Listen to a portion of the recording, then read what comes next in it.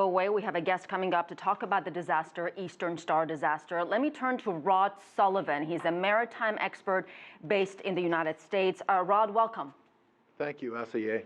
So this report, as Jim just mentioned, found the captain was unaware of the risks associated with extreme weather. Does that surprise you? Isn't that part of their training, part of their job? It is, and this was an experienced captain. You know, there were 3 ships in the area that got the exact same warning at the exact same time. One other was another passenger ferry that was following the Eastern Star. That ship dropped anchor and waited out the storm.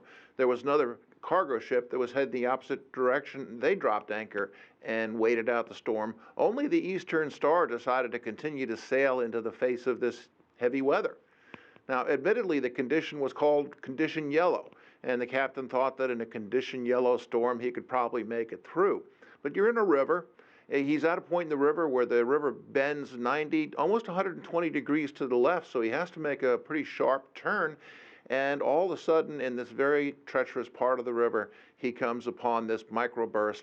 And it simply, he went broadside to the winds. The ship is not designed to take that amount of wind broadside, and it just pushed the ship over in the course of less than a minute.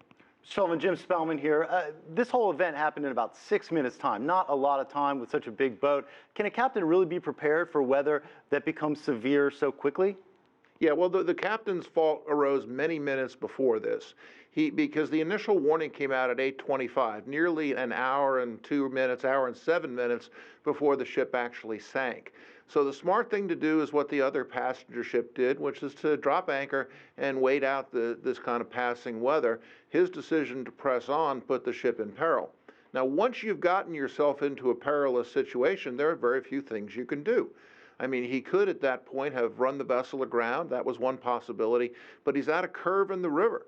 And it's very difficult to keep the head or the stern of the vessel into the wind so you don't get into that dangerous broadside condition. You know, these ships are designed to take 100 knots of wind on the beam. But anything more than that, they're going to start to roll over. They're going to heel over. And that's what's happened in this case. The winds got up to 120, 125 knots. The ship heeled over to one side and just kept going and rolled over. Rod, what about technology? Could the proper technology or radar system prevent these types of disasters? And for this type of boat, what kind of technology was on board? Well, here the radar systems are designed for collision avoidance and navigation purposes.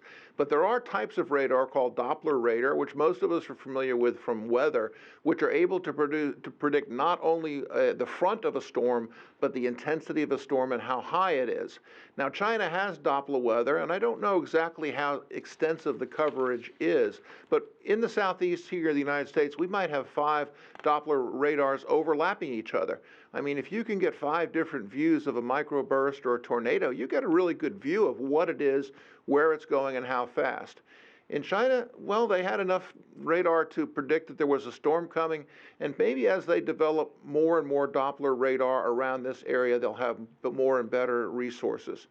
Now, as far as the ship carrying Doppler radar, ships in the United States don't carry Doppler radar. The very first ship to carry it was in 1997, was an oceanographic vessel. But Doppler radar is extremely expensive, extremely heavy, and it's not generally accepted throughout the world that ships need to have this type of radar. All right, Rod Sullivan, we'll leave it at that. My thanks to you and to my colleague Jim Spellman. Thank you both. CCTV America is also covering the aftermath of the tragedy and the investigation online. You can find more of our in-depth reporting about the Eastern Star disaster at cctv-america.com.